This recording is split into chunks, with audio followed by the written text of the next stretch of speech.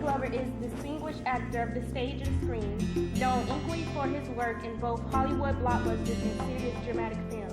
And whereas Danny Glover lends helped quiet force and towering ability to his acting career, he uses those same skills in support of his many humanitarian causes.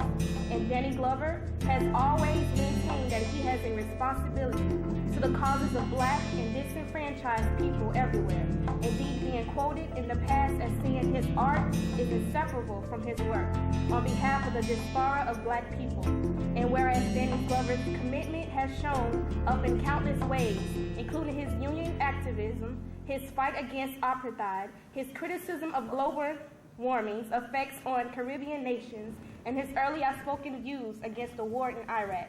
And whereas Mr. Danny Glover has seamlessly coupled art and activism, he has been awarded 5 NAACP Image Awards, at least 2 honorary degrees, and was awarded a chieftaincy title by the Igbo people of Eastern Nigeria. And whereas Danny Glover has brought his talent, status, and voice to Riviera Beach to speak on the critical importance of health and wellness in the Black community. Now, therefore, be it resolved that I, Bishop Thomas A. Masters, pastor of the church where you standing now, and also mayor of the city where you were standing in now, to a brother, and I just have to say in my way, who's a bad Negro colored African American brother. And you got to know this, from one brother to another brother, both of us are born on July 22nd. So from one July 22nd to another July 22nd. You didn't know that. I declare this day, Danny Glover Day of Riviera Beach now evermore.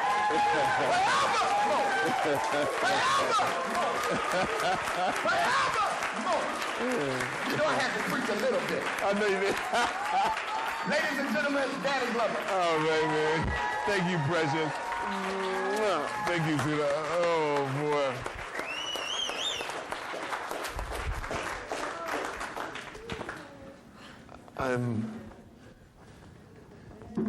I'm overwhelmed and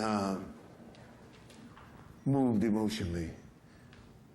As I look out into the audience, I see members of this community, this city, some members of this church, New Macedonia.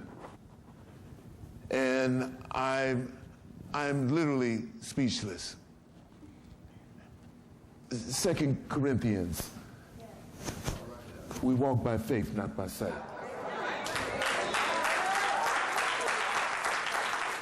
We walk by faith, not by sight.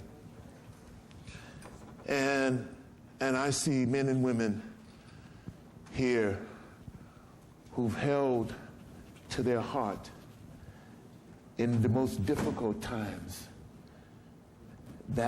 those words. In times when you didn't know when the next time was going to happen, you held to those words. So I'm standing here, humbled and proud to be in your presence, with all due respect. All due respect. I've come to Riviera. I've come here with an entourage of men who are proud of their Harley Davidsons and who escorted us to the city. One of those gentlemen presented to me a picture of my grandmother and my grandfather. And he watched the look on my face, and knowing that he had surprised me, that he would have a picture of my grandmother, my grandfather, and I knew just about when that picture was taken. They were in their late 90s. And he told me that my grandmother had delivered him.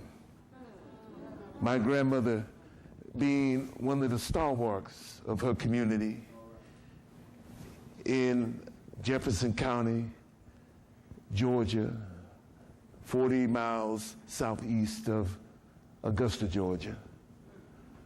A woman who had a vision of the future. I saw that there was going to be a better life for her daughters and her son in the future. And then appropriately began to find the energy, find the sacrifice. We've only come this far because others have sacrificed. The sacrifice to make sure that her daughter and her son's daughters and son would have another legacy and create a legacy. And I'm standing here because those two extraordinary human beings made that sacrifice. My grandparents, my grandmother being born in 1895, my grandfather being born in 1892. Picture this, a daughter who finds her way to San Francisco, finds a new life, graduates from Payne College in 1942, finds a new life, comes to San Francisco, and becomes the president of this great organization. I remember when Dr. Dorothy Height and I sat down at the Congressional Black Caucus many years ago, right after my mother's death, and she talked about Carrie, and we both ended up crying as we sat there. That's what I come out of, what I come from. But even further than that, my great-grandmother, my grandfather's mother, held me when I was 2, 3 years old. She was a healer. She was born in 1853. She was freed by the Emancipation Proclamation. So all of that, yes ma'am, you understand what I'm talking about. All of that is part of my journey. All of those sacrifices that were made have allowed me to stand in front of you and to talk with you and to be with you this evening. And I know that as you recount your lives, if you talk about your experience and you go back and launch into your own historic memory, some of the same similar stories resonate as well. So I've come here in the midst of so many things that I could say that are happening in my life, but so many things that are happening in your own life. All of us have been struggling at this point in time. Families, I'm not immune to it. Members of my families have been struggling. My brothers have been struggling to find a way to make a living, to find a way to pay the bills, to find a way to send their children to school. My nephews and nieces who finished have been struggling to find a way to make ends meet. And I've watched this. A great deal of my life has been, as I discussed before earlier, involved right at the apex or right at the intersection where people are talking about their lives and making a better life. As a young student, I was involved in the Black Student Union. And the Black Student Union that I was involved in, it stated profoundly that we're simply not interested in taking the knowledge that we learned from this campus and using it directly for our own benefit. We're interested in finding out how we can use our resources, use our skills that we learn, use the information that we have, and taking that out to the community. That's my first lesson.